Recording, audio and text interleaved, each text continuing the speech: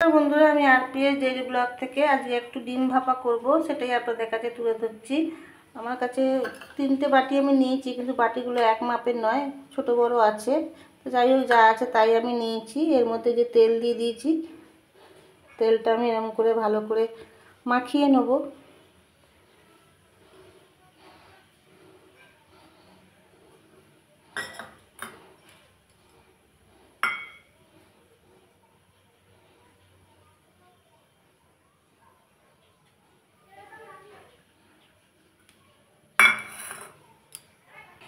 আমি একটু ব্রাশ দিয়ে এটা করে দিচ্ছি, ব্রাশ দিয়ে করলে ভালো হয়।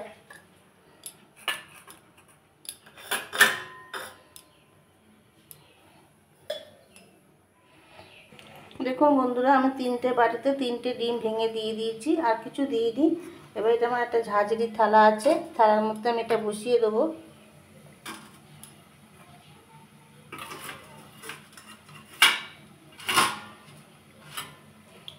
এদিকে আমি দেখুন কড়ার মধ্যে জল বসিয়ে দিয়েছি, জলটা ফুটছে।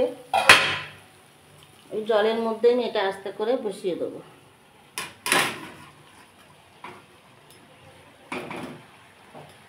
দিয়ে বন্ধুরা, আমি এটা চাপা দিয়ে দেবো। এই চাপে এটা ভাপা হয়ে যাবে।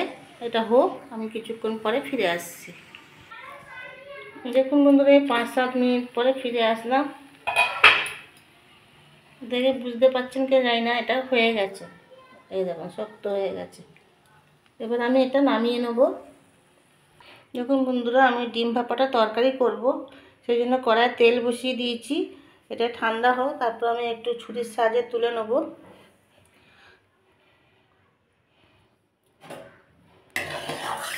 আমি কড়াতে তেল দিয়ে দিয়েছি, তেলটা গরম হোক।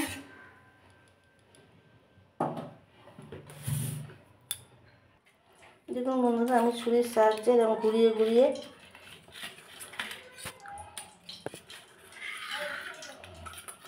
এই যে দেখুন কি সুন্দর উঠে গেল। এইভাবে আমি সবগুলো ছুরির সাহায্যে তুলে নেব, সবগুলো বলতে 3টে। দেখুন বন্ধুরা, আমার 3টেই উঠে গেছে, কি সুন্দর। আমার এদিকে তেল গরম হয়ে গেছে, আমি এর মধ্যে একটু শুকনো লঙ্কা দিয়ে দেবো, একটু তেজপাতা দিয়ে দেবো।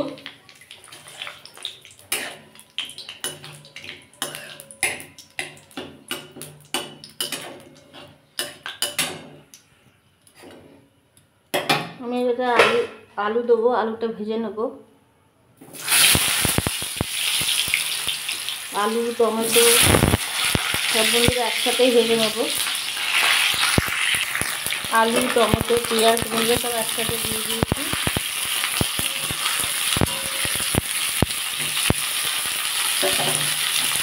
আমি এটা একটু 5 মিনিটের জন্য চাপা দিয়ে দেবো। 5 মিনিট পরে ফিরে আসি। দেখুন বন্ধুরা, 5 মিনিট পরে ফিরে আসলাম।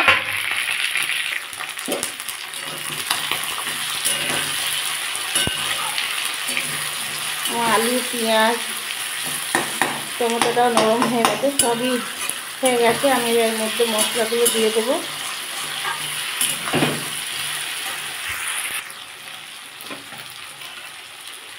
আদা রসুনের পেস্ট, 1 চামচ লঙ্কার গুঁড়ো, পরিমাণ মতো হলুদ,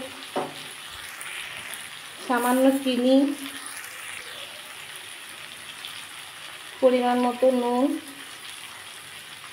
সব দিয়ে বন্ধুরা আমি এটা ভালো করে কষিয়ে নেব।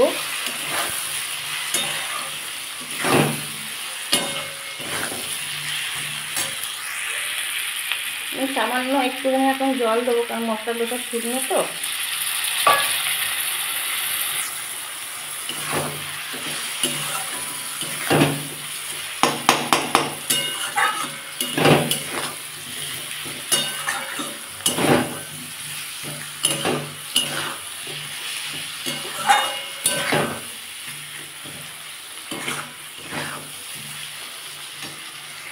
এটা ভালো করে কষিয়ে নেবো যতক্ষণ না তেলটা বেরিয়ে যাচ্ছে। দেখুন বন্ধুরা, এটা আমার কষা হয়ে গেছে, তেলও বেরিয়ে গেছে, আলুটাও কত নরম হয়ে গেছে।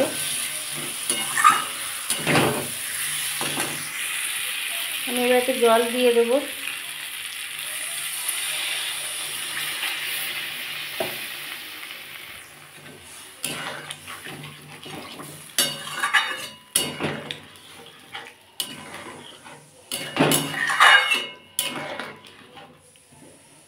আলুটা একটু সেদ্ধ হওয়ার জন্য আমি আবার 5-10 মিনিটের জন্য চাপা দিয়ে দিলাম। 5-10 মিনিট পরে ফিরে আসছি। দেখুন বন্ধুরা, আমি 7 মিনিট পরে ফিরে আসলাম।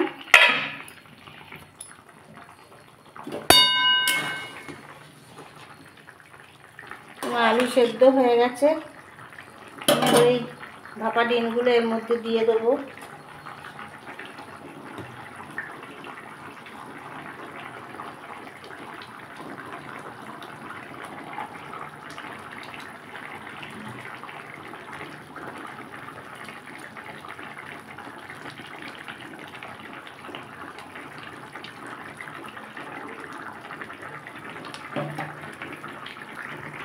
দেখুন বন্ধুরা, আমার ভাপা ডিমের তরকারিটা হয়ে গেছে। আমি এর মধ্যে একটু গরম মশলা দিয়ে দেবো।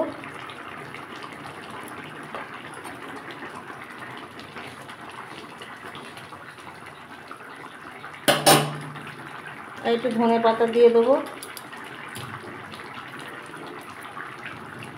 এবার গ্যাসের ফ্লেমটা আমি অফ করে দিলাম আর 5 মিনিটের জন্য একটু রেস্টে রাখলাম। 5 মিনিট পরে ফিরে আসছি। দেখুন বন্ধুরা, আমার ভাপা ডিম দিয়ে ডিমের তরকারিটা রেডি হয়ে গেছে। যদি কোনো নতুন বন্ধু রেসিপিটা ভালো লেগে থাকে তাহলে আমার চ্যানেলটা সাবস্ক্রাইব করার অনুরোধ রইল। আর পুরনো বন্ধুরা যেন আমার ভিডিওটা অনেক ধৈর্য ধরে দেখেন, তাদের অনেক অনেক ভালোবাসা। সকল পুরনো নতুন বন্ধু সবাইকে অনেক অনেক ভালোবাসা জানিয়ে আমি আমার রেসিপির ভিডিওটা এখানেই শেষ করলাম। আসি, টাটা, বাই। আবার দেখা হবে পরের একটা এপিসোডে।